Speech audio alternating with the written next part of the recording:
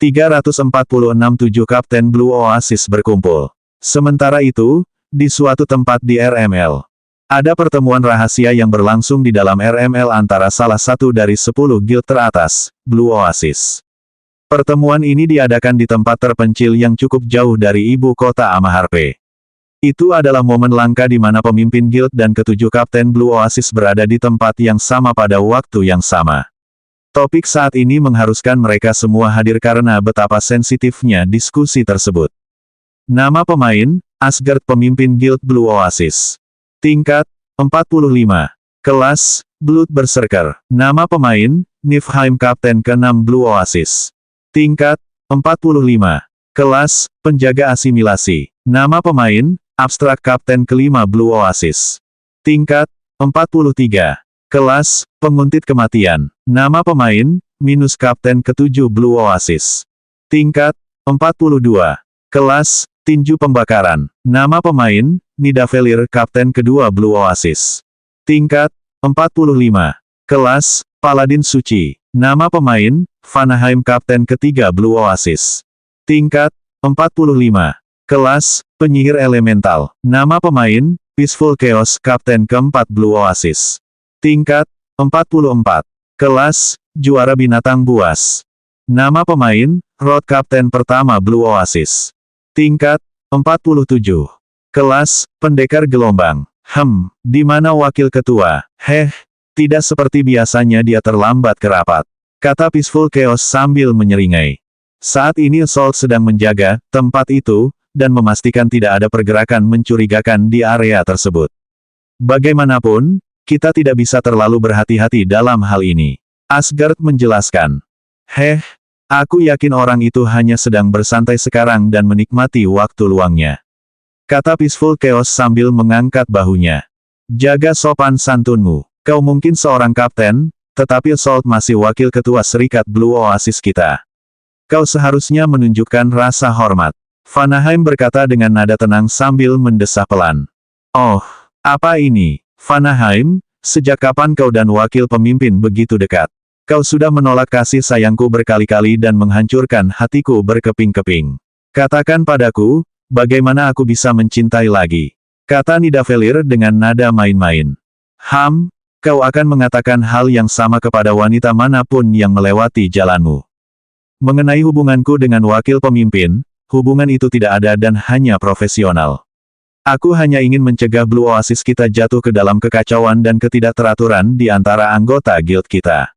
Jika kita tidak memberi contoh dan memimpin dengan baik bagi anggota guild kita, lalu bagaimana kita bisa mengharapkan rasa hormat mereka? Sebagai kapten kedua Blue Oasis, kau seharusnya lebih memaksakan hal ini daripada aku. Vanaheim berkata dengan santai. Tenang saja, hanya kita yang ada di sini. Bagaimana aku bisa menunjukkan sifat asliku di depan anggota guild kita? Kau mengerti, kan, Rod? Nidavellir berkata sambil meletakkan salah satu lengannya di bahu Rod dengan ramah. Petik 2. Rod menjawab pertanyaan Nidavellir dengan diam. Kulihat kau masih malu-malu seperti biasanya. Ahahaha, kata Nidavellir menanggapi sikap diam Rod. Bodoh, gerutu minus lirih. Beberapa saat kemudian, suasana menjadi tenang dan serius.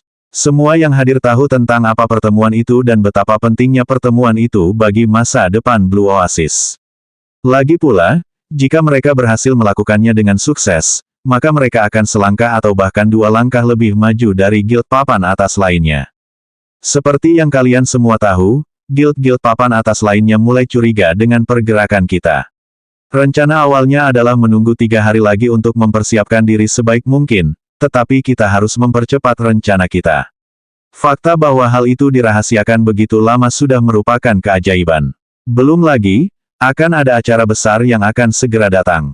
Kita akan membutuhkan setiap keuntungan yang mungkin bisa kita dapatkan. Aku yakin kalian semua mengerti ini. Asgard menyatakan. Vanaheim mengerutkan alisnya sambil berkata, idealnya, kita semua harus mencapai level 50 dengan seperangkat peralatan langka lengkap sebelum kita mencoba ini. Lebih buruknya lagi, kita tidak dapat mengirim pengintai terlebih dahulu untuk menilai situasi dan mengumpulkan informasi.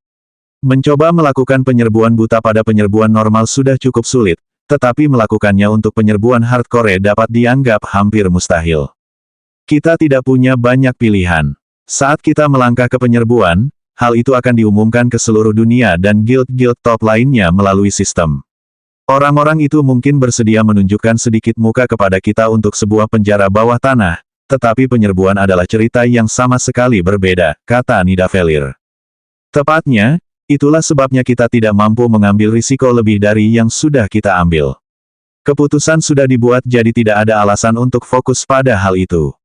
Niflheim, biar kau yang menjelaskannya. Asgard berkata. Setelah itu, semua mata tertuju pada Niflheim yang belum mengucapkan sepatah kata pun.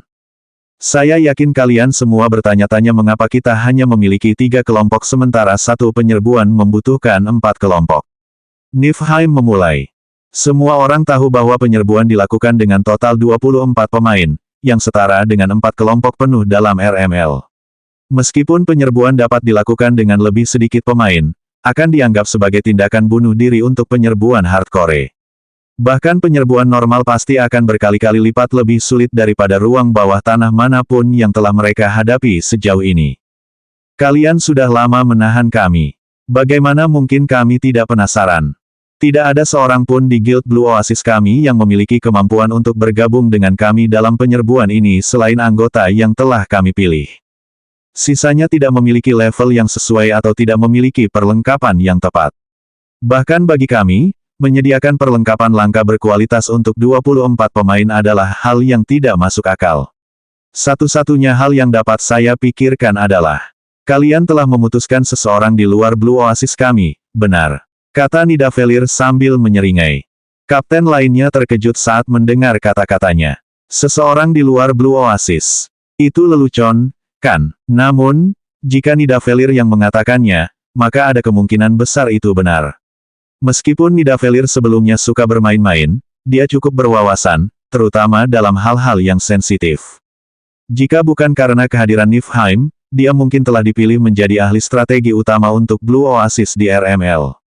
Niflheim menghela napas dalam-dalam sambil berkata, seperti yang kuduga, sulit menyembunyikan apapun dari matamu. Kau benar, kelompok terakhir adalah mereka yang bukan bagian dari Blue Oasis kita. Nidavellir menyipitkan matanya saat mendengar kata-kata Niflheim. Sedangkan abstrak, mereka hanya terdiam. Namun, bagi kapten lainnya, ada kemarahan yang terlihat. Kau bahkan akan membocorkan rahasia ini. Minus melompat dari tempat duduknya. Ia tidak melupakan sikap Niflheim terhadapnya selama peristiwa pelindung Amaharpe. Ia hanya ingin sedikit mengobarkan api dan memberikan sedikit tekanan padanya sebagai balasan. Omong kosong. Teriak Vanaheim saat dia tiba-tiba berdiri. Dia kemudian melanjutkan, hanya kelompok dari guild papan atas lain yang mampu memenuhi persyaratan level dan perlengkapan untuk membantu kita selama penyerbuan ini. Namun, bagaimana kita bisa mempercayai kelompok dari guild lain? Kapten Niflheim, jelaskan maksudmu. Aku tidak suka membahas hal-hal seperti ini, tapi menurutku kau agak terlalu gegabah kali ini, Niflheim. Pemimpin kami menghargai saranmu, tapi bukankah ini sama saja dengan memanfaatkan kebaikan dan niat baiknya? Peaceful Chaos berkata sambil mendesah pelan dan mengangkat bahu. Petik 2. Penjelasan diperlukan. Rod berbicara dengan suara pelan yang hampir tidak terdengar. Jika Rod yang biasanya pendiam pun meminta penjelasan, itu menunjukkan betapa semua orang menentang gagasan ini. Mereka adalah kelompok yang tidak berafiliasi. Dengan kata lain, mereka tidak tergabung dalam serikat manapun. Niflheim menjelaskan sebelum keadaan menjadi terlalu tak terkendali. Dia bisa memahami kehati-hatian dan kemarahan mereka atas masalah penting ini, jadi dia yakin bahwa dia setidaknya harus menjelaskannya dengan jelas. Ahahaha, ayolah, semuanya. Tidak perlu repot-repot dengan masalah sekecil ini. Apa kalian semua menganggap Niflheim bodoh? Aku yakin dia sudah berpikir sejauh ini. Kenapa kita tidak mendengarkan semua yang dia katakan dulu, oke? Kata Nidavellir saat semua orang tenang dan duduk. Cih, Minus tidak menyangka Nidavellir akan turun tangan dan berbicara atas nama Niflheim. Sungguh kesempatan yang terbuang sia-sia. Asgard hanya tersenyum tak berdaya sambil menggelengkan kepalanya dalam hati. Meskipun dia diam-diam senang melihat semua orang begitu bersemangat tentang Blue Oasis dan tidak takut untuk berbicara jika mereka merasa ada yang salah. Mereka juga tahu kapan harus mundur dan mendengarkan yang tampaknya merupakan sifat sederhana, tetapi banyak orang tidak memiliki sifat ini. Jadi, siapa kelompok misterius itu? Nidavellir menanyakan pertanyaan yang ada di benak semua orang. Saya yakin kalian semua tahu bahwa selama acara pelindung Amaharpe, ada kelompok tak dikenal yang memperoleh juara 1. Sebuah guild tidak akan berani membiarkan kesempatan ini berlalu begitu saja untuk mempromosikan diri mereka, jadi mustahil mereka akan mendaftar sebagai kelompok tak dikenal. Kelompok yang bergabung dengan kita adalah kelompok itu. Kelompok yang menempati juara 1 dalam acara pelindung Amaharpe. Niflheim menjelaskan. Semua orang terkejut dengan jawaban Niflheim. Memang, identitas kelompok itu diselimuti misteri. Bahkan ada beberapa rumor yang beredar bahwa sebenarnya anggota Heaven's Law lah yang diam-diam meraih juara 1 dalam acara itu. Itu adalah diskusi yang panas di forum resmi RML bahkan sampai hari ini. Sekarang, ternyata Niflheim benar-benar tahu identitas kelompok ini. Begitu ya, jadi sebenarnya pesta misterius itu. Kalau dipikir-pikir kau berhasil menemukan identitas mereka, ini berita besar. Kita harus membuat mereka resmi bergabung dengan Blue Oasis kita, kata Vanaheim. Apakah menurutmu aku belum mengajukan tawaran itu? Niflheim menjawab dengan senyum tak berdaya di wajahnya. Ia kemudian melanjutkan, baiklah, itu masalah lain waktu. Mengenai kelompok yang bergabung dengan kita, itu adalah kelompok orang yang menjadi bagiannya. Orang yang menempati posisi pertama dalam kategori poin individu selama acara tersebut. Namanya adalah Izroth. Izroth, pemilik Istana Alam Mistis, Izroth. Siapa di Amaharpe yang tidak tahu nama ini? Itu dia. Minus berpikir dalam hati saat mengingat kelompok yang memperebutkannya untuk memperebutkan bos event Brooding Behemoth Basbus. Bagaimana dia bisa lupa bahwa monster bos langka direnggut darinya oleh sekelompok orang tak dikenal. Sekarang, dia akan bekerja sama dengan kelompok itu. Niflheim sudah keterlaluan. Sekarang setelah kalian tahu, aku ingin kalian semua membuat persiapan yang diperlukan. Besok, kita akan mencoba penyerbuan pertama di RML. Kita akan meraih kejayaan untuk Blue Oasis kita dan wilayah yang hanya bisa diimpikan oleh guild lain. Besok, kita akan menaklukkan penyerbuan, Istana Laut Besar. Bubar, Asgard mengumumkan. Saat dia berkata bubar, ketujuh kapten Blue Oasis berdiri. Wah, Orb of Creations milik Rayleigh menghantam tubuh Ouroboros. Meskipun damagenya kuat, Ouroboros menahan efek mengejutkan tersebut karena statusnya sebagai monster boss tingkat tinggi. Dengan bergabungnya Rayleigh dalam pertempuran, mereka berhasil mengurangi HP Ouroboros hingga 50%. Namun, keadaan masih belum terlihat baik untuk kelompok mereka. Meskipun Phoenix telah menyimpan sebagian besar mananya di awal pertarungan, ia harus mulai menggunakan lebih banyak penyembuhan saat Two Tones tidak mampu lagi mempertahankan dirinya. Hal ini tiba-tiba meningkatkan tekanan pada penyembuhannya, serta waktunya. Jika ia tidak memanfaatkan mananya sebaik-baiknya, maka tidak mungkin mereka akan bertahan melawan Ouroboros. HSSS. Sesuatu yang aneh terjadi pada tubuhnya. Waspada, Tuton meraung saat menangkis serangan Ouroboros lainnya. Pada saat yang sama, sisik-sisik di tubuh Ouroboros menyala dengan warna hijau terang. Tiba-tiba, Ouroboros menghantam tubuhnya ke tanah dan merayap berputar-putar di tengah ruangan. Hal ini memaksa semua orang mundur ke jarak yang aman. Apa yang sedang dilakukannya? Hidden Pulse bertanya saat melihat aksi aneh Ouroboros. Ini adalah pertama kalinya Ouroboros melakukan hal seperti ini dan itu terjadi begitu HP-nya mencapai angka 50%. Ini berarti bahwa itu kemungkinan akan menjadi salah satu skill terkuatnya dan meningkatkan taruhan dalam pertarungan. Ouroboros terus meluncur dalam lingkaran selama hampir 5 detik sebelum tiba-tiba berhenti. Begitu tubuhnya berada dalam bentuk lingkaran sempurna, Ouroboros melakukan sesuatu yang sama sekali tidak terduga. Ia mulai melahap ekornya sendiri. Wajah Phoenix menjadi sangat pucat saat menyaksikan pemandangan itu dan dia tidak dapat menahan diri untuk tidak berkata, menjijikkan sekali.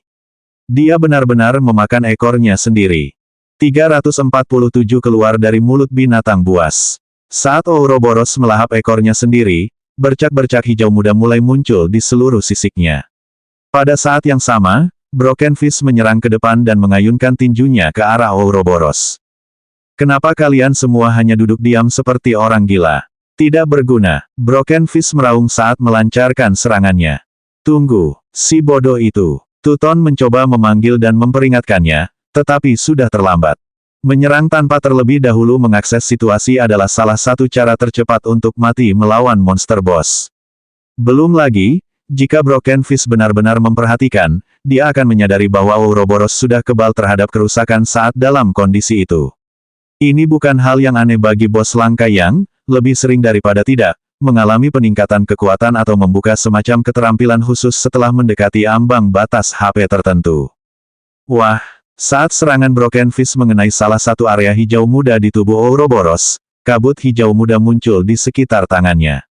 Ketika dia melihat tangannya, tampak seolah-olah tinjunya meleleh dari pergelangan tangannya. Broken Fist memiliki ekspresi yang dipenuhi kengerian di wajahnya saat dia menyaksikan apa yang terjadi pada tinjunya. Dia segera mundur dan tidak berani menyerang Ouroboros lagi.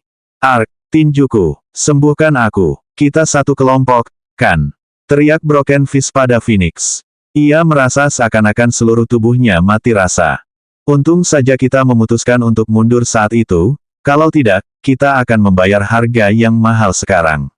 Apakah ini karena perubahan ekor Ouroboros? Tuton berkata pada dirinya sendiri sambil mengerutkan alisnya saat melihat apa yang baru saja terjadi. Menyembuhkanmu. Pesta yang sama. Hah, sekarang kau ingin berpura-pura seperti kita berada di pesta yang sama setelah kekacauan yang kau buat. Apa kulitmu benar-benar tebal? Phoenix mencibir. Tidak ada yang lebih dibencinya selain seseorang yang percaya bahwa seluruh dunia berputar di sekitar mereka. Jika terserah padanya, dia pasti sudah menendang pria tidak berguna itu dari pesta.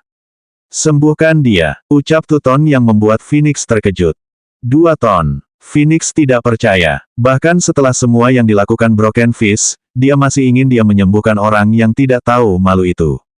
Dia tidak bisa mengerti mengapa dia masih menoleransi sakit kepala yang berlebihan itu. Belum lagi, dia memiliki jumlah mana yang terbatas dan mereka sudah berada dalam situasi yang sulit. Dia lebih suka memberikan penyembuhannya pada seseorang yang lebih berguna. Anggap saja itu sebagai ajang untuk menunjukkan muka padaku. Tutons berkata, dia mengerti apa yang Phoenix rasakan, namun, sekarang bukan saatnya untuk mengurusi masalah itu. Kita harus menunggu sampai pertarungan ini berakhir. Selain itu, ada sesuatu yang perlu dia konfirmasi. Phoenix menggerutu, tetapi pada akhirnya, dia menyembuhkan Broken Fist seperti yang diminta Tutons. Meskipun dia masih menentang ide itu, dia hanya menganggapnya sebagai bantuan untuk Tutons. Senang melihatmu masih punya akal sehat. Kalau kau kehilangan damageku saat sudah sulit, kalian semua akan mati juga. Broken Fist berkata dengan ekspresi puas setelah Phoenix selesai menyembuhkannya. Kau, Phoenix hampir batuk darah karena marah. Ada apa dengan sikap orang ini? Dia ingin mencekiknya sampai mati. Sekarang tinjuku sudah sembuh. Kenapa tinjuku belum kembali? Apa yang terjadi? Broken Fist terkejut. Meskipun HP-nya sudah pulih sepenuhnya dan tidak ada debuff padanya, kerusakan yang dideritanya dari tinjunya masih ada. Dengan kata lain, Broken Fist benar-benar sesuai dengan namanya dengan sepasang tinju yang patah. Tutons menghirup udara dingin sambil berkata, apapun yang kau lakukan, jangan sentuh bagian sisik di tubuh Ouroboros yang berwarna hijau muda. Cobalah untuk menargetkan bagian sekitar tubuhnya yang tidak terpengaruh olehnya. Jika tidak, kau mungkin akan berakhir seperti Broken Fist. Sungguh skill yang menakutkan, seru Hidden Pulse. Kami kekurangan pemain jarak jauh. Situasi seperti ini sudah bisa diduga pada suatu saat nanti, kata Sui. Ini merepotkan mengingat kelompok kita memiliki 4. Tidak, 5 anggota jarak dekat. Pikir Tuton dalam hati. Setelah beberapa detik berlalu, Ouroboros akhirnya berhenti menelan ekornya sendiri. Ia berhenti setelah melahap separuh tubuhnya sendiri. Pada saat yang sama, Ouroboros perlahan melayang ke udara dan memancarkan cahaya hijau terang. HSSSTT. Tiba-tiba, ular-ular kecil yang ukurannya tidak lebih dari 1 hingga 2 meter mulai berjatuhan dari Ouroboros. Ular-ular ini seperti versi mini dari Ouroboros itu sendiri, tetapi mereka tidak melahap ekor mereka sendiri. Sebaliknya, mereka mulai meluncur ke berbagai arah, menargetkan orang yang paling dekat dengan mereka. Tidak, hujan ular, aku sudah muak, aku ingin meninggalkan tempat ini. Aku ingin pergi. Phoenix agak bisa menoleransi ular-ular yang lebih besar karena dia terus mengingatkan dirinya sendiri bahwa ini hanya permainan. Namun, berhadapan dengan banyak ular yang lebih kecil telah membuatnya mendekati batasnya. Apa yang salah dengannya? Sui bergumam pada dirinya sendiri.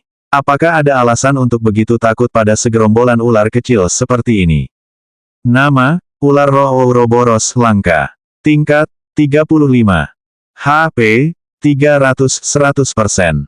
Meskipun ular-ular itu banyak jumlahnya dan tampaknya tidak ada tanda-tanda akan berakhirnya peningkatan jumlah mereka, mereka sangat lemah dan rapuh karena hanya memiliki 300 HP.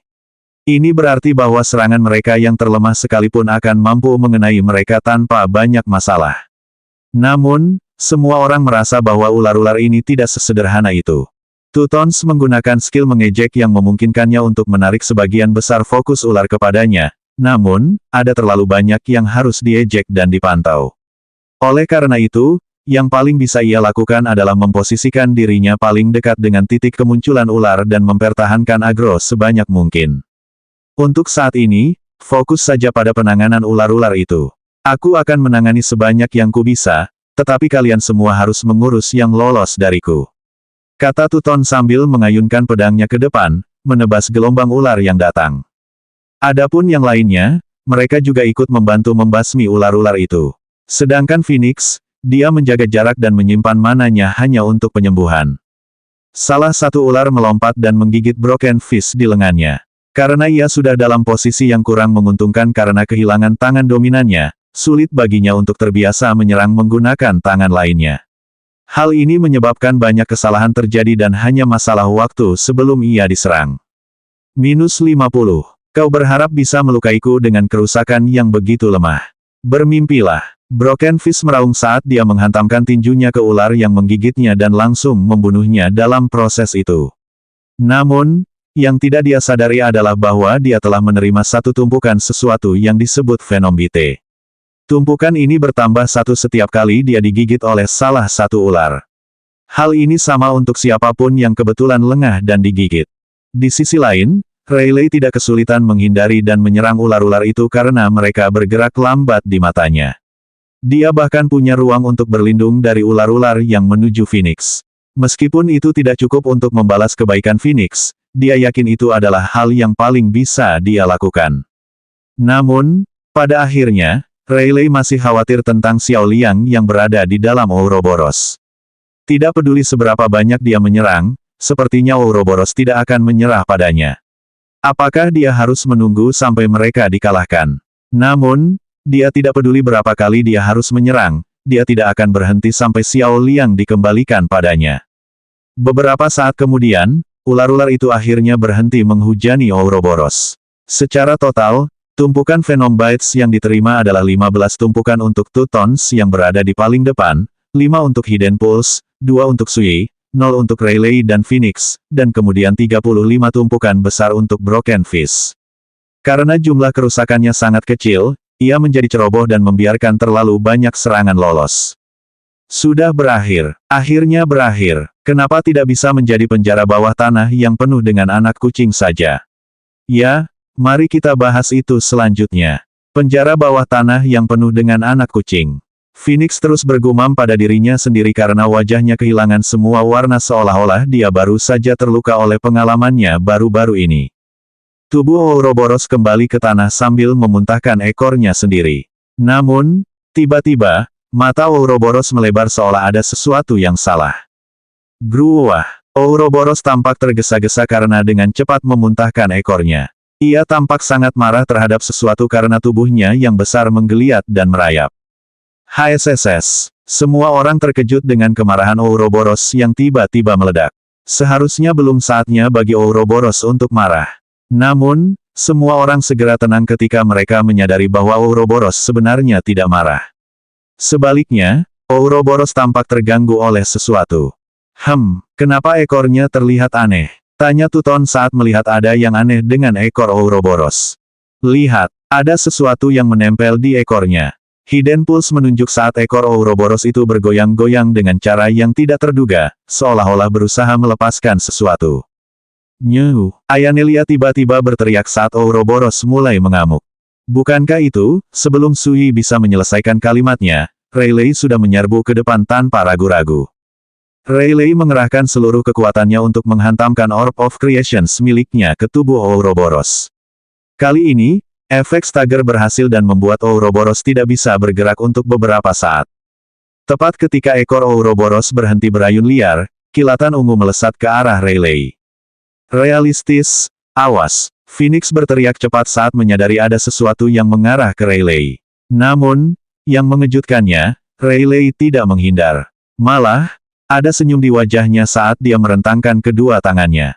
Celepuk, dasar bocah kecil. Apa kau tahu kau telah membuatku khawatir? Apa kau tahu kesalahanmu? Kata Rayleigh sambil meletakkan tangannya dengan lembut di dekat bagian tengah dadanya. Mengeong, Xiao Liang menggeliat mengeluarkan kepala kecilnya dari bawah telapak tangan Rayleigh dengan ekspresi gembira dan polos di wajahnya seolah-olah dia tidak melakukan kesalahan apapun.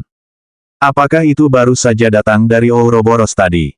Tapi ketika Tuton terkejut dengan kemunculan pemanggilan Rayleigh, dia menyadari bahwa itu tidak ada sebelumnya dan kemudian dia ingat ketika Ouroboros melancarkan serangannya ke arahnya.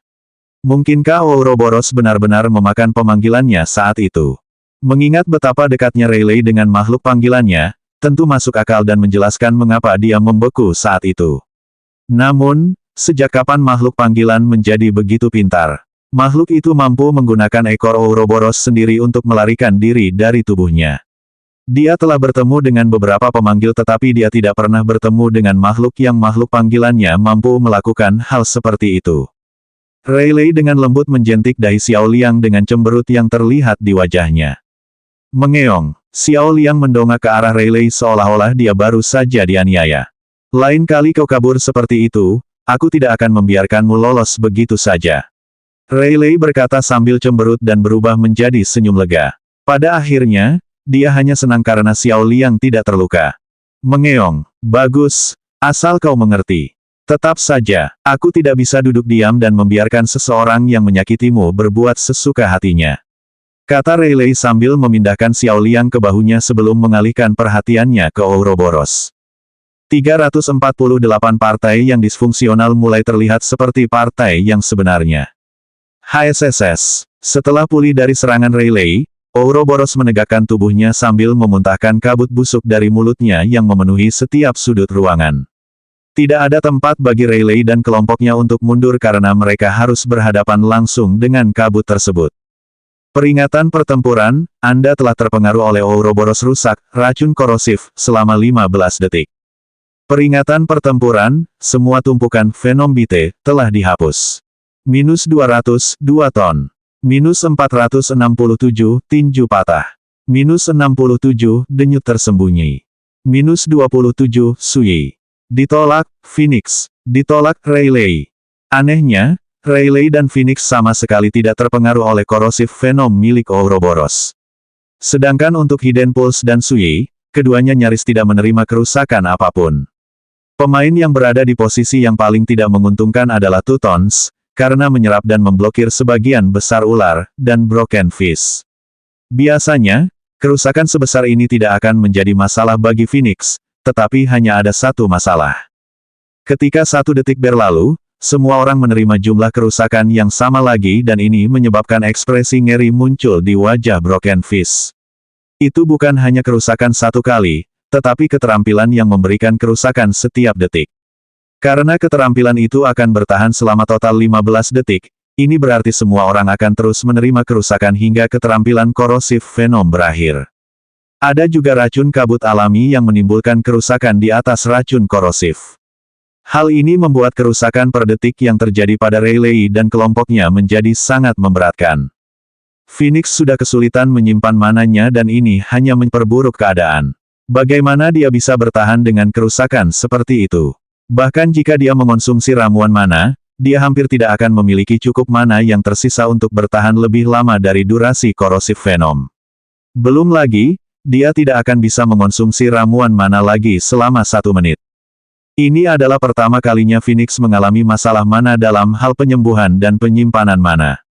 Oleh karena itu, dia berada di bawah tekanan yang jauh lebih besar daripada yang biasa dia alami saat melawan Corrupted Ouroboros.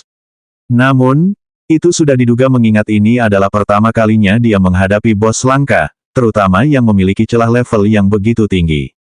Dia mulai menyadari betapa menakutkannya posisi penyembuh. Dengan satu kesalahan atau pemborosan mana, seluruh kelompok bisa hancur dalam sekejap. Phoenix bisa merasakan kepalanya berputar saat ia berusaha sekuat tenaga untuk mengimbangi kerusakan yang ditimbulkan oleh racun korosif. Tekanan semakin meningkat dan orang bisa melihat ekspresi ketakutan, keraguan, dan kepanikan di wajahnya saat napasnya menjadi sedikit tidak teratur dan tidak seimbang. Apa yang harus kulakukan? Aku tidak bisa menyembuhkan semua orang. Aku tidak punya cukup mana. Apakah aku harus meninggalkan seseorang begitu saja? Apa yang harus kulakukan? Manaku tidak akan bertahan seperti ini. Bahkan dengan ramuan mana, aku tidak punya cukup mana. Kita akan musnah jika terus seperti ini. Ini salahku. Pikiran Phoenix menjadi kacau. Apa yang kau lakukan? Penyembuh tak berguna. Sembuhkan aku sekarang. Broken Fist meraung saat wajahnya memucat saat ia melihat HP-nya terkuras dengan cepat. Ia hanya memiliki sekitar 4.000 HP dan jika keadaan terus berlanjut seperti ini maka ia akan mati. Bagaimana ia bisa mati ketika ada bos langka tersembunyi tepat di depannya?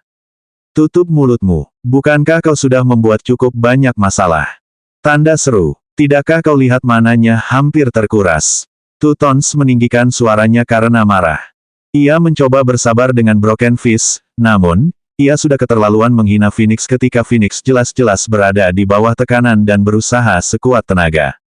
Ketika ia melirik ke arah Phoenix, ia bisa melihat tekanan itu mulai menyerangnya dari ekspresi yang tergambar di seluruh wajahnya. Setelah memeriksa catatan pertempuran dengan cepat, ia tahu bahwa jika keadaan terus seperti ini, Phoenix mungkin tidak akan bertahan sampai akhir pertarungan. Kau, Broken Fist ingin membalas, tetapi ketika melihat tatapan mata Tuton yang kejam, dia menelan kata-katanya. Dia menggertakkan giginya karena marah karena dimarahi seperti orang tak dikenal. Dia berjanji pada dirinya sendiri bahwa dia akhirnya akan membalas dendam pada orang itu. Phoenix, utamakan penyembuhan yang lain. Aku akan mengurusnya sendiri. Karena kamu dan realistik tampaknya tidak terpengaruh oleh korosif venom, skenario terburuk telah dihindari. Bertahanlah, teriak Tutons sambil mencoba memotivasi Phoenix. Oh oke, kata Phoenix pelan sambil mengikuti instruksi Tutons. Meskipun Tutons memberi motivasi, sarafnya tetap tidak tenang. Seolah-olah semakin dia mencoba menenangkan diri, semakin banyak tekanan yang diberikan pada pundaknya. Tidak ada gunanya, Tuton berpikir dalam hati ketika melihat Phoenix tidak sedikit pun rileks. Ini niscaya akan meningkatkan kemungkinan terjadinya kesalahan. Tepat saat Phoenix tengah berusaha menyembuhkan diri seolah-olah nyawanya bergantung padanya dan mananya hampir mencapai titik puncaknya, sebuah suara berteriak yang menyadarkannya dari lamunannya. Ayanelia, gunakan mana attraction pada Phoenix, kata Rayleigh. Nyu, Ayanelia dengan gugup menghadap ke arah Phoenix saat tabir aura biru tipis muncul di sekujur tubuhnya. Pada saat yang sama, aura biru itu lenyap dari tubuh Ayanelia dan muncul kembali sebentar di sekitar Phoenix sebelum menghilang. Peringatan pertempuran, Anda telah terpengaruh oleh skill, mana attraction. Peringatan pertempuran, mana Anda telah dipulihkan sebesar 30% dari total mana Anda. Peringatan pertempuran, generasi mana dalam pertempuran Anda telah ditingkatkan sebesar 25 per detik selama 10 detik. Peringatan pertempuran, generasi mana dalam pertempuran Anda telah ditingkatkan sebesar 250% selama 10 detik. Petik 2 tanda tanya tanda seru petik 2. Phoenix terkejut saat tiba-tiba merasakan energi menyegarkan mengalir di sekujur tubuhnya.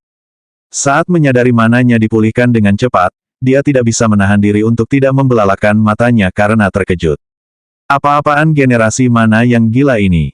Dia hanya memiliki generasi mana dalam pertempuran sebesar 10 mana per detik yang cukup rata-rata untuk sebagian besar pemain selevelnya. Namun, dengan peningkatan dari skill Rayleigh, regenerasinya melonjak dari 10 mana per detik menjadi 123 mana per detik.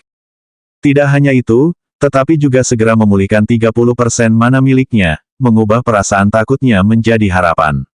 Ini memberi Phoenix generasi mana yang cukup dalam pertempuran, memberikan keterampilan penyembuhan, dan masih mendapatkan kembali mana setiap detik. Dengan kata lain, dia akan langsung mendapatkan kembali mana yang hilang selama 10 detik berikutnya dengan bonus mana tambahan. Dengan ini, dia yakin bisa menjaga semua orang tetap hidup. Terima kasih, realistik. Aku minta maaf kau harus melihat sisi menyedihkanku. Aku akan menebusnya dengan memberimu semua penyembuhan yang kau inginkan. Phoenix berkata dengan nada main-main saat senyum muncul di wajahnya. Ekspresi panik di wajahnya telah menghilang saat tekanan telah terangkat dari pundaknya. Sementara dia masih harus mengelola mana dengan hati-hati, berkat Rayleigh, dia menerima ruang bernapas yang sangat dibutuhkan. Senang melihat kepalamu kembali ke permainan, Phoenix. Apakah kamu baik-baik saja? Kata Tutons. Ya, tidak ada yang lebih baik. Serahkan saja penyembuhannya padaku dan kalahkan reptil besar itu. Phoenix menjawab. Phoenix diam-diam menghela napas lega. Ia sempat kehilangan ketenangannya di sana, tetapi untungnya, ia mampu bangkit kembali berkat bantuan Rayleigh. Untunglah ia mengajari Rayleigh tentang keterampilan sebelum mereka melawan Ouroboros, jika tidak, situasinya mungkin akan memburuk dan lepas kendali. Meskipun ini adalah pengalaman yang baik bagi Phoenix. Bagaimanapun, itu mengajarkannya tekanan dan tanggung jawab sebenarnya yang menyertai menjadi seorang penyembuh. Itu bukan sekadar kelas santai dan menyerap pengalaman seperti yang dikatakan banyak orang. Namun, yang paling mengejutkan, Phoenix terkejut dengan skill mana attraction yang digunakan Rayleigh. Apakah dia benar-benar belum mengalami peningkatan kelas? Jika belum, bagaimana mungkin dia memiliki skill sekuat itu? Skill itu pasti setidaknya level B atau A. Namun, memiliki skill level tinggi tanpa peningkatan kelas seharusnya hampir mustahil. Berhasil, Rayleigh bergumam pada dirinya sendiri. Ia lega melihat Phoenix tampak kembali seperti dirinya yang normal. Meskipun Rayleigh tidak mengerti berapa banyak skillnya yang berhasil, ia dapat dengan mudah menghubungkan beberapa hal dan menggunakan akal sehat yang ia peroleh dari diskusinya dengan Phoenix. Karena Phoenix kekurangan mana dan ia memiliki skill yang memungkinkan dirinya atau sekutunya memulihkan mana, yang harus ia lakukan hanyalah menggunakannya pada Phoenix untuk membantu, bukan. Keterampilan yang digunakan Rayleigh bukanlah keterampilan kelas langsung, melainkan keterampilan khusus Ayanelia yang disebut Mana Attraction. Nama skill pemanggilan, daya tarik mana. Nama panggilan, Ayanelia. Tingkat keterampilan pemanggilan, 1/4. Peringkat keterampilan pemanggilan, A. Waktu cast, instan. Pasif, saat skill ini tidak dalam masa cooldown dan summon, Ayanelia dipanggil, pemanggil yang dikontrak mendapatkan plus 10 generasi mana dalam pertempuran dan plus 100% generasi mana dalam pertempuran. Aktif, pemanggil yang dikontrak dapat menggunakan skill ini pada diri mereka sendiri atau sekutu dalam jarak 25 meter dari lokasi pemanggilan. Pemanggilan, Ayanelia memberi buff pada target dan memungkinkan mereka untuk menarik mana alami dari atmosfer, yang segera memulihkan mana target sebesar 30% dari total mana mereka. Target juga memperoleh plus 25 generasi mana dalam pertempuran per detik dan generasi mana dalam pertempuran mereka meningkat sebesar 250% selama 10 detik. Skill ini tidak dapat digunakan jika pemanggilan, Ayanelia tidak dipanggil. Waktu pendinginan, 1 menit 30 detik. Baiklah, saatnya mengerahkan seluruh kemampuan kita dan meningkatkan kecepatan, serang bersama. Tuton meraung saat dia menggunakan Shield Furnace, Backlash Blow. Perisai di tangannya meletus dalam kobaran api yang hebat yang melesat ke arah Ouroboros dan menghentikan pergerakannya untuk sementara. Pada saat yang sama, Sui dan Hidden Pulse meningkatkan kecepatan serangan mereka terhadap Ouroboros tanpa beristirahat sejenak pun. Sedangkan Phoenix, dia sekarang sudah lebih jernih dan mengoreksi waktu penyembuhannya. Namun, orang yang memiliki kontribusi terbesar tidak diragukan lagi adalah Rayleigh. Wah! Minus 1627 tahun. Rayleigh terus menggunakan Orb of Creation miliknya seperti yang telah dilakukannya sebelumnya. Dengan kelincahan dan damage yang luar biasa, ia memberikan damage yang konsisten dan bahkan menyalip Sui pada grafik DPS. Meskipun Sui, yang tidak ingin kalah dari Rayleigh dalam hal damage ketika yang ia gunakan hanyalah serangan dasar, meningkatkan level permainannya dan melampaui Rayleigh sekali lagi. Hal ini terus berlanjut dengan Rayleigh dan Sui terus-menerus berjuang untuk posisi DPS teratas dalam kelompok. Apa-apaan dengan damage dan gaya bertarung yang konyol itu. Sui berkata pada dirinya sendiri sambil berjuang hanya untuk mengimbangi Sui dalam hal damage. Sui mengerahkan seluruh kemampuannya namun Sui tampaknya dengan santai menyerang Ouroboros dengan bola pemanggil di tangannya. Jika memang begitu, bagaimana mungkin Sui bisa mengimbangi Sui dalam hal DPS secara keseluruhan. Meskipun Sui enggan mengakuinya, jika Ouroboros tidak begitu tahan terhadap efek stagger senjatanya, pergerakan Rayleigh tidak begitu ceroboh, dan dia tidak begitu tidak berpengalaman dalam pertempuran, maka dia pasti akan tertinggal dalam hal DPS keseluruhan. Bahkan tanpa kerja sama Broken Fist, Rayleigh dan anggota kelompoknya yang lain mampu mengembangkan kerja sama tim mereka selama pertarungan. Akhirnya, kelompok yang tidak berfungsi itu mulai terlihat seperti kelompok yang sebenarnya. Meskipun itu adalah perjuangan dan ada banyak kejadian yang nyaris membuat beberapa dari mereka hampir mati, semua orang berhasil bertahan dan mengurangi HP Ouroboros. 30%, 25%, 10%. Inilah keadaan Ouroboros yang marah. Waspada, Tuton memperingatkan. Hal ini menyebabkan semua orang segera masuk ke mode siaga penuh dan mereka menerima peringatan pertempuran yang tidak mereka nantikan. Peringatan pertempuran, Ouroboros yang rusak telah memasuki kondisi marah. Akhirnya tiba juga, keadaan penuh amarah yang berbahaya dari bos penjara bawah tanah langka yang tersembunyi. Beberapa saat terakhir inilah yang akan menentukan kemenangan atau kekalahan Rayleigh dan kelompoknya. 349 pertarungan telah berakhir, aksi yang mengejutkan. Jangan simpan satu pun kemampuanmu. Serahkan semua yang kau miliki padanya. Tuton meraung sambil terus maju dengan serangannya. Seiring berjalannya pertempuran, ia menjadi lebih nyaman dengan pola serangan Ouroboros. Meskipun hal ini membuatnya lebih mudah untuk menangkis serangannya, pada akhirnya, Ouroboros tetaplah monster bos yang langka. Tuton merasa bahwa bahkan jika mereka melawan bos ini 2 atau 3 kali lagi, itu akan tetap menjadi pertempuran yang sulit dan berat. Karena Phoenix mendapat bantuan mana attraction milik Rayleigh, serta ramuan mana sebagai cadangan, dia tidak lagi mengalami kesulitan dalam mengelola mana. Namun, itu tidak berarti dia bisa mengendur dan mengurangi penyembuhannya. Apalagi sekarang Ouroboros sudah dalam kondisi marah. Ini berarti kerusakan, kecepatan, dan semua hal lainnya akan meroket.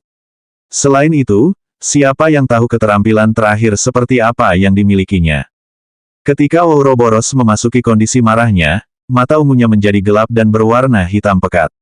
Aura jahat yang hanya menutupi sebagian kecil tubuhnya beberapa saat yang lalu tiba-tiba menyebar ke seluruh permukaannya dan meresap ke dalam sisik-sisiknya. Hal ini mengubah warna sisik Ouroboros menjadi pola hitam dan putih yang rusak. Meskipun hanya tersisa 10% HP-nya, dapat dikatakan bahwa ini adalah bagian yang paling seru sekaligus paling mengerikan dari pertarungan melawan bos. Saat itulah kemenangan sudah di depan mata dan peluang kekalahan semakin besar.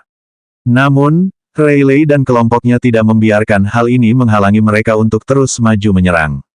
Alih-alih merasa takut, mereka menyerang dengan mentalitas yang tidak kenal takut. Pilihannya cuma mereka atau Ouroboros, dan tak usah dikatakan lagi, mereka lebih memilih Ouroboros. Wuih, Sui memotong Ouroboros dengan belatinya. Ada energi merah darah aneh yang terkumpul di sekitar belatinya yang menusuk luka Ouroboros. Luka dalam yang berkepanjangan. Sui menyimpan jurus ini hingga akhir pertarungan karena ia tahu jurus ini akan paling ampuh saat bosnya mengamuk. Luka-luka kecil dan banyak di tubuh Ouroboros mulai terbelah seolah-olah ada kekuatan tak terlihat yang mencabik-cabik tubuhnya. Gruwah, minus 5009 tahun. Minus 501, minus 501. Dengan satu skill, Sui mampu langsung menghilangkan sedikit lebih dari 2% HP Ouroboros yang tersisa. Namun, kerusakannya tidak berhenti di situ. Setiap 1 detik, Ouroboros akan menerima kerusakan dan efek skill tersebut tidak akan berakhir hingga pertempuran berakhir. Semua orang terkejut saat melihat HP Ouroboros berkurang dan terus menurun setiap detiknya. Sui ternyata punya skill mengerikan seperti itu yang disembunyikannya selama ini. Meskipun cooldown-nya agak menyebalkan, aku tidak bisa bilang itu sia-sia melawan bos langka seperti ini. Sui berkata pada dirinya sendiri sambil mendesah pelan. Meskipun semua orang terkejut dengan skill-nya dan damage besar yang ditimbulkannya, Sui tahu betapa situasional dan terbatasnya persisten Deep Wounds. Meskipun di permukaan terlihat seperti skill yang sangat kuat yang dapat digunakan Sui sesuka hati, skill ini sebenarnya sangat terbatas karena efeknya. Skill ini hampir tidak berguna untuk pertarungan jangka pendek yang menjadi spesialisasi kelas rock seperti dirinya dan paling banter biasa-biasa saja untuk pertarungan dengan waktu rata-rata. Persisten Deep Wounds benar-benar bersinar selama pertarungan panjang. Jika dia menggunakannya di awal pertarungan, mungkin skill itu bahkan tidak akan memberikan 10 damage pada Ouroboros apalagi 5000 damage. Alasan dibalik ini sederhana, semakin banyak serangan yang dilancarkan Sui dan tebasan yang dia buat menggunakan belatinya, maka semakin banyak damage yang akan ditimbulkan oleh persisten Deep Wounds miliknya. Damage dasar skill itu sangat rendah sehingga membutuhkan sejumlah tebasan yang lumayan sebelum benar-benar dapat memberikan damage yang nyata. Namun, semuanya berjalan dengan sempurna dalam pertarungan ini. 8%, 4%. Pola serangan Ouroboros menjadi liar dan tak terkendali. Kecepatan dan kekuatannya meningkat secara eksponensial dan tidak menunjukkan tanda-tanda akan menurun. Hal ini membuat tekanan meningkat pesat pada Rayleigh dan kelompoknya. 2%, 1%. Ouroboros melepaskan kabut racun yang kuat yang berkali-kali lipat lebih mematikan daripada semua skill racun yang pernah digunakannya sebelumnya. Kerusakan ini secara langsung melewati pertahanan Rayleigh dan kelompoknya karena menghilangkan 10% dari total HP mereka setiap detik, berapapun HP yang mereka miliki.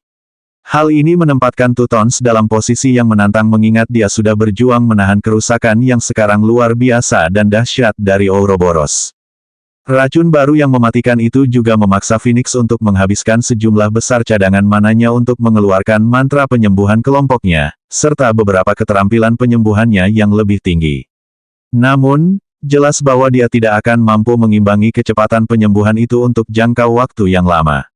Wuih, ledakan. Rayleigh menyerang perut Ouroboros, salah satu titik lemah utamanya, tepat saat ia mengangkat tubuhnya dari tanah untuk melancarkan serangan putus asa terakhirnya. Gruah! Ouroboros tiba-tiba menghentikan gerakannya setelah serangan Rayleigh. Aura rusak pada sisiknya telah lenyap di udara tipis dan tubuhnya yang besar ambruk ke tanah. Warna mata dan sisiknya telah kembali normal. Pada saat kekalahannya ketika tubuhnya tersebar menjadi partikel yang tak terhitung jumlahnya, Ouroboros mengarahkan pandangannya pada Xiao Liang yang bersandar di bahu Rayleigh.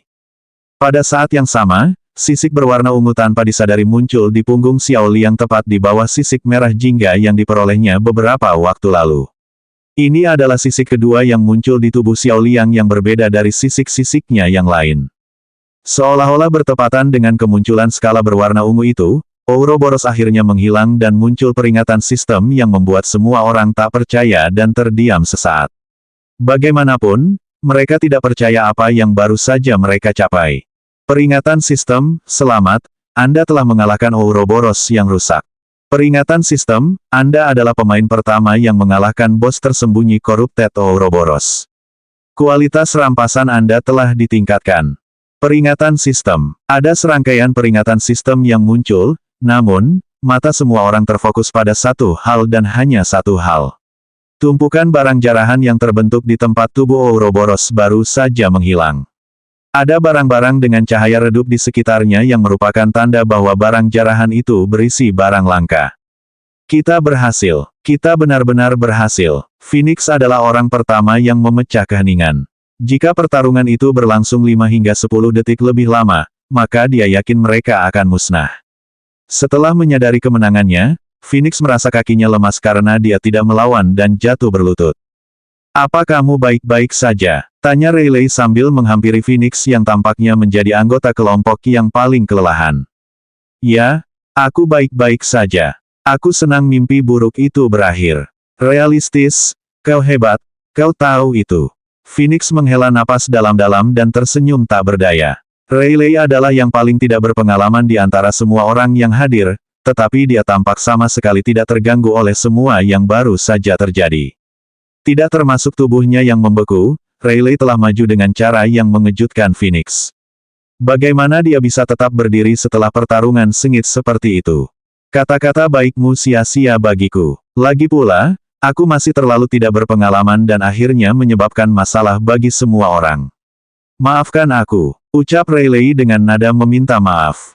Realistis, kamu bersinar terlalu terang. Aku bisa jadi buta. Phoenix berkata dengan nada main-main sambil menutup matanya seolah-olah dia sedang mengintip matahari melalui celah-celah jarinya. Hal ini, pada gilirannya, membuat Rayleigh terkejut sesaat, namun, tawa pelan berhasil lolos dari mulutnya. Saat Rayleigh berbicara dengan Phoenix, mata Broken Fist dipenuhi dengan keserakahan karena tatapannya tidak pernah lepas dari tumpukan barang jarahan yang jatuh dari Ouroboros. Jika dia memperoleh barang jarahan itu dan menjualnya, maka itu akan cukup baginya untuk hidup dengan nyaman untuk beberapa waktu. Dia harus menemukan cara untuk meraup keuntungan sebanyak-banyaknya. Hehehe, karena ini semua berkat keputusan cepatku, kurasa aku harusnya yang pertama tepat saat Broken Fist mendekati tumpukan jarahan, dia kehilangan kendali atas tubuhnya. Pukul UHTK, mata Broken Fist membelalak kaget. Awalnya, apa yang baru saja terjadi tidak terekam dalam benaknya. Baru setelah dia melihat sepotong logam melayang di depannya, dia menyadari ada sesuatu yang salah. Tunggu, tidak, potongan logam itu tidak melayang di depannya. Itu keluar dari belakang kepalanya. Broken Fist bukanlah satu-satunya orang yang terkejut namun dengan kejadian yang tiba-tiba ini, Rayleigh, Phoenix, Sui, dan Hidden Pulse juga ikut bingung. Kau, apa maksudmu dengan ini, Two Tones? Broken Fist meraung ketika dia menyadari bahwa logam yang menancap di kepalanya bukan sekadar logam biasa, melainkan pedang milik Two Tones. Pada saat yang sama, Broken Fist menyadari bahwa dia telah dikeluarkan dari kelompok. Two Tones menunggu hingga sebelum Ouroboros hampir mati sebelum menendang Broken Fist keluar dari kelompok.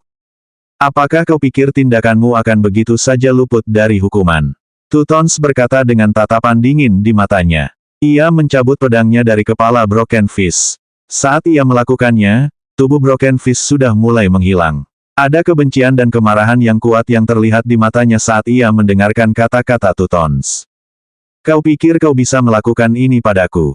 Berani sekali kau. Apa kau tahu siapa yang baru saja kau sakiti? Sampah. Jika aku tidak mendapatkan bagian dari hasil rampasanku, jangan berani-berani berpikir untuk meninggalkan tempat ini hidup-hidup. Kau mendengarku? 2 ton dasar bajingan. Sebelum Broken Fist bisa menyelesaikan kalimatnya, potongan-potongan tubuhnya yang tersisa berhamburan menjadi ketiadaan. Begitu saja, dia telah mati.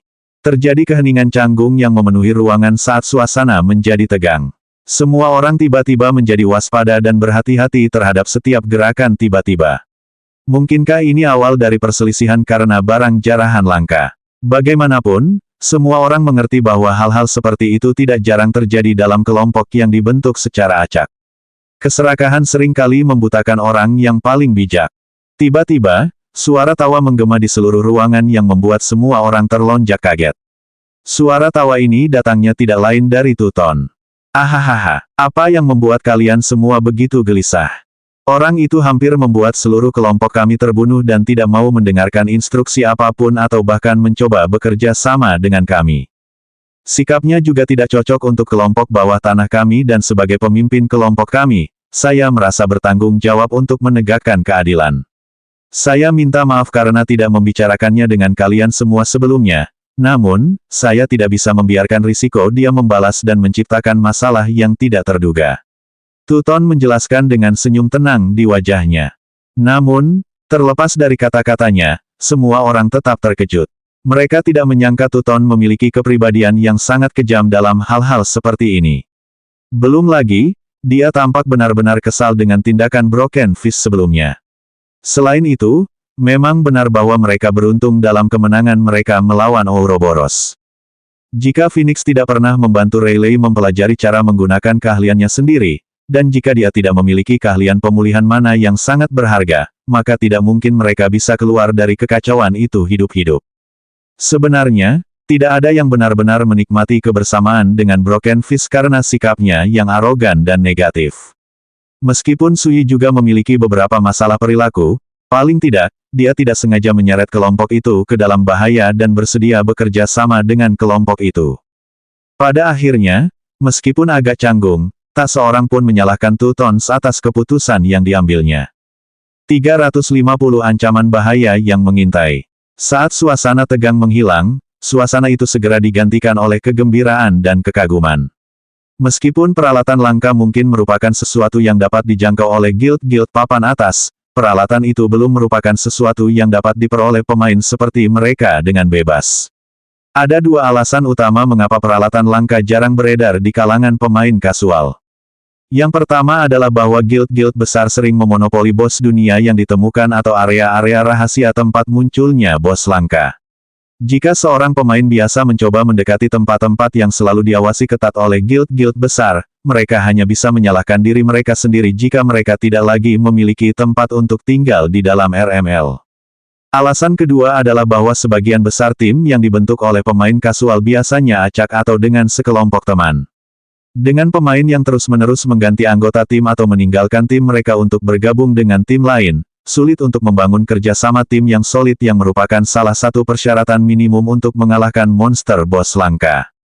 Meskipun kelompok pemain kasual cukup terampil, tetap saja akan sulit jika fondasi kelompok mereka tidak kokoh.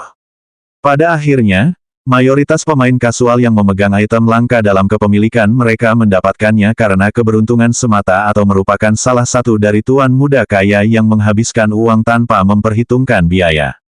Tentu saja, tidak semua orang memiliki sarana untuk meniru tuan muda kaya tersebut. Peluang terbaik pemain kasual untuk memperoleh item langka adalah tingkat kesulitan Dungeon yang ditetapkan untuk semua Dungeon level 40 atau lebih. Semua Dungeon ditetapkan ke normal secara default, namun, setelah pemain mulai berpartisipasi dalam Dungeon level 40+, mereka akan memiliki pilihan untuk memilih pengaturan sulit atau hardcore juga. Jika pemain mampu menyelesaikan Dungeon level sulit atau hardcore, maka mereka praktis dijamin memperoleh setidaknya 1 atau 2 item langka. Meskipun itu selalu lebih mudah diucapkan daripada dilakukan. Saat semua orang berkumpul dan mengagumi tumpukan jarahan yang dijatuhkan dari Ouroboros, Sui adalah orang pertama yang mengajukan pertanyaan di benak semua orang. Jadi, bagaimana kita akan membaginya? Tanya Sui. Jelas, akan sedikit menggelikan jika hanya beberapa orang yang diuntungkan dan yang lain harus menelan kerugian. Belum lagi, jika bukan karena dia, maka mereka tidak akan pernah menemukan tuas tersembunyi yang mengarah ke monster boss langka itu. Selain itu, dia memberikan sebagian besar kerusakan keseluruhan pada Ouroboros sehingga kontribusinya terhadap pertarungan itu tidaklah kecil.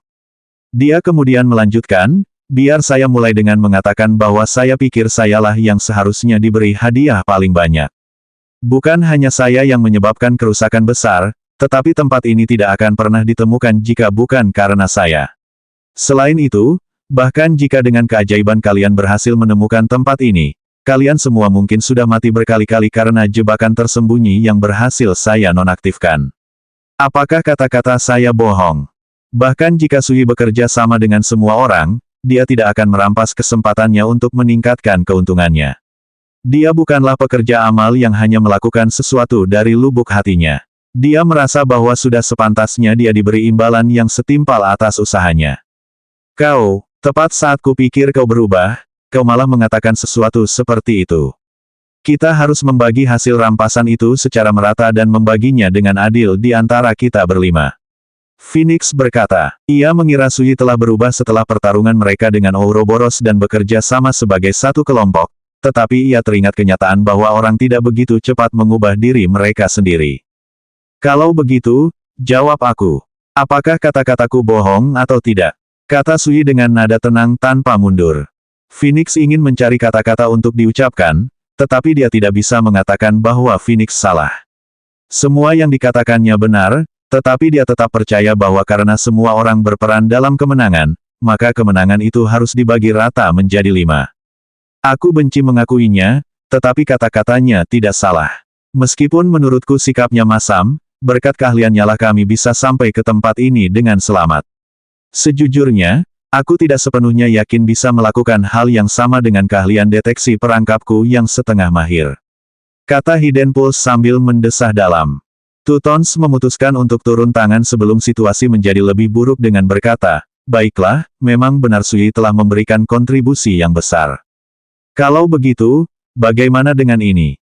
Mari kita jual semua barang di sini untuk mendapatkan emas dan menukarnya dengan RMB. Setelah itu, Sui akan menerima bonus 5% dengan total 25%. Sedangkan untuk bagian lainnya, kita akan membaginya di antara kita sendiri dan masing-masing akan menerima sekitar 19%. Pada akhirnya, kita akan tetap mendapatkan setidaknya 187.500 RMB masing-masing. Apakah ini cocok untuk semua orang? Ada keheningan panjang setelah kata-kata Tutons. Itu bukan keputusan yang buruk, tetapi hanya ada satu masalah. Kurasa akulah yang akan mengatakannya. Siapa yang akan membawa hasil jarahan itu dan menjualnya? Tanya Sui. Bukankah sudah jelas? Tuton seharusnya melakukannya karena dia adalah pemimpin kelompok. Hidden Pulse menanggapi. Mungkin di dunia dongeng yang sempurna itu bisa diterima, tapi jangan main-main denganku. Bahkan jika kalian semua percaya padanya, aku tidak. Sesederhana itu. Tidak ada yang bisa mencegahnya kabur membawa barang-barang itu dan menyimpan keuntungannya untuk dirinya sendiri. Aku yakin kalian pernah mendengar pepatah, bahkan orang suci pun bisa jatuh karena godaan besar. Kata Sui. Lalu, apa? Kau berharap kami menyerahkan semuanya padamu? Hidden Pulse membalas dengan ketus. Tentu saja, aku ingin itu terjadi, jawab Sui. Aku tahu kau hanya. Namun sebelum Hidden Pulse bisa menyelesaikan ucapannya, Sui memotongnya. Tapi, semua orang di sini akan menjadi bodoh jika mereka membiarkan hal itu terjadi. Kurasa satu-satunya orang di sini yang mudah tertipu dan dapat dipercaya adalah pendatang baru di sana. Kata Sui sambil mengangkat bahunya sambil merujuk pada Rayleigh. Rayleigh adalah satu-satunya orang yang tidak berada di dekat barang jarahan. Sebaliknya, dia dengan senang hati bermain dengan Xiao Liang dan Ayanelia di belakang layar. Jika ini adalah pihak lain, maka semua orang 100% yakin bahwa Rayleigh mungkin akan menjelajahi seluruh ruang bawah tanah tanpa mengetahui betapa berharganya peralatan langka itu. Namun, meskipun dia tahu ini, dia bersikap santai dan tampaknya tidak khawatir tentang bagian jarahannya. Melihat Rayleigh, Tuton mendapat ide saat dia berkata, kita bisa berdiri di sini seharian dan berdebat tentang siapa yang melakukan apa, atau kita bisa menemukan solusi yang sebenarnya. Jika tidak ada di antara kita yang bisa menahannya, maka aku sarankan. Tutons kemudian menjelaskan idenya kepada semua orang yang hadir.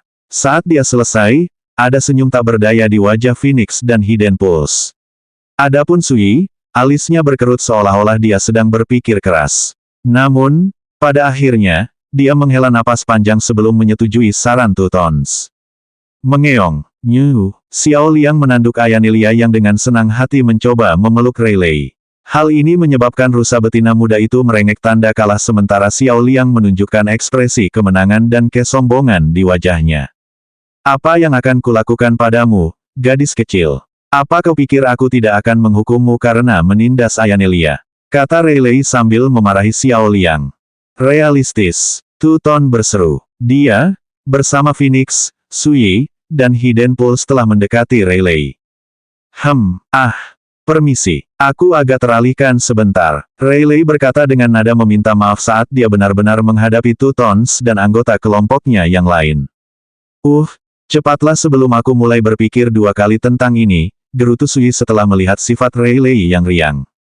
Apakah ini benar-benar keputusan yang tepat? Kami ingin meminta bantuanmu. Jika kau tidak keberatan, Tutons melanjutkan dengan memberitahu Rayleigh tentang permintaan mereka. Awalnya, Rayleigh agak enggan karena betapa pentingnya permintaan itu. Dia tidak ingin mengacaukan segalanya dan membuat masalah bagi mereka, namun, setelah beberapa kata yang meyakinkan dan menyemangati dari semua orang, dia akhirnya mengalah dan menyetujui permintaan mereka. Pada akhirnya, Rayleigh dipercaya untuk memegang barang-barang tersebut dan akan menjadi orang yang melelangnya di rumah lelang. Dia juga akan menjadi orang yang mengumpulkan RMB dan mengolahnya sesuai dengan ketentuan yang disepakati. Mereka bahkan memutuskan untuk memberikan bonus 5% kepada Rayleigh atas usahanya. Meskipun Rayleigh dengan cepat menolak tawaran tambahan mereka, dia akhirnya terpaksa menerimanya karena mereka mengatakan bahwa dia juga memainkan peran besar dalam kemenangan mereka. Setelah Rayleigh memasukkan barang jarahan ke dalam inventarisnya dan mereka selesai memeriksa ruangan untuk mencari harta karun tersembunyi lainnya, Rayleigh dan kelompoknya pamit dan segera tiba kembali di tuas tersembunyi. Ketika orang terakhir naik dari tangga, jalan setapak itu tertutup lagi dan tampak seolah-olah tidak pernah ada di sana sejak awal. Sekarang setelah semuanya beres, aku tahu semua orang mungkin bersemangat untuk bergegas ke kota utama dan melelang barang-barang, tetapi kita harus benar-benar membersihkan ruang bawah tanah ini hanya untuk memastikan kita tidak menyesal kehilangan apapun. Bagaimanapun, keberuntungan dan keuntungan kita kali ini tidak sedikit. Bagaimana menurut kalian, semuanya? Kata Tuton. Akan sangat bagus jika kita bisa menemukan bos langka tersembunyi lainnya. Meskipun aku tidak yakin aku bisa menghadapi hal seperti itu lagi. Tak perlu dikatakan lagi, aku akan melakukannya. Phoenix berkata sambil tersenyum tipis. Pimpin saja jalannya, pemimpin. Kata Hidden Pulse sambil mengacungkan jempol. Tidak masalah bagiku. Kemanapun barang-barang itu pergi, aku akan mengikutinya. Sui mengangkat bahu. Semua orang kemudian menoleh ke arah Rayleigh yang merupakan satu-satunya orang yang belum menanggapi. Seolah menyadari bahwa semua mata tertuju padanya, Rayleigh tersadar. Dia telah mempelajari beberapa keterampilan yang dimilikinya setelah melihat betapa bergunanya keterampilan itu. Dia ingin memahami dan menghayati keterampilan itu sehingga dia bisa lebih berguna dalam jangka panjang. Namun, tanpa disadari dia telah hanyut dalam lautan pikirannya sendiri. Pipi Rayleigh memerah karena malu ketika dia berkata, apa maksudnya bebas sepenuhnya? Setelah kata-kata itu keluar dari mulut Rayleigh, segalanya menjadi senyap hingga terdengar suara jarum jatuh. Puff, hahaha. Phoenix berusaha menahan tawanya, tetapi dia tidak bisa melakukannya. Two-Tone dan Hidden Pulse segera mengikuti Phoenix dan ikut tertawa. Bahkan Sui terlihat sedikit gemetar seolah-olah dia berusaha sekuat tenaga untuk menahan tawanya. Rayleigh tiba-tiba menjadi gugup ketika semua orang tiba-tiba tertawa. Apakah dia mengatakan sesuatu yang salah?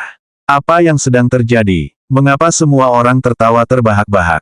Karena penampilannya melawan Ouroboros, semua orang hampir lupa betapa Rayleigh sebenarnya masih pemula, meskipun mereka segera diingatkan. Sementara itu, di suatu tempat di RML. Sampah. Semuanya, sampah. Broken Fist dipenuhi amarah dan kebencian terhadap Two-Tone dan anggota kelompok lainnya. Dia telah dibunuh dan dikeluarkan dari kelompok sebelum dia bisa menerima satu pun barang jarahan. Bagaimana mungkin dia tidak marah? Kau pikir jarahan itu milikmu? Akan kutunjukkan padamu akibat dari melawanku. Aku tidak ingin memanggil orang-orang serakah itu karena aku harus membagi jarahan itu, tapi... kelompok sampah itu hanya akan menyalahkan diri mereka sendiri karena membuatku bersikap begitu kejam. Mari kita lihat bagaimana kau bisa gemetar dan memohon belas kasihan di hadapan Guild Papan Atas. Kata Broken Fist sambil menggertakkan giginya. Selanjutnya bab 351 Puncak Rayleigh.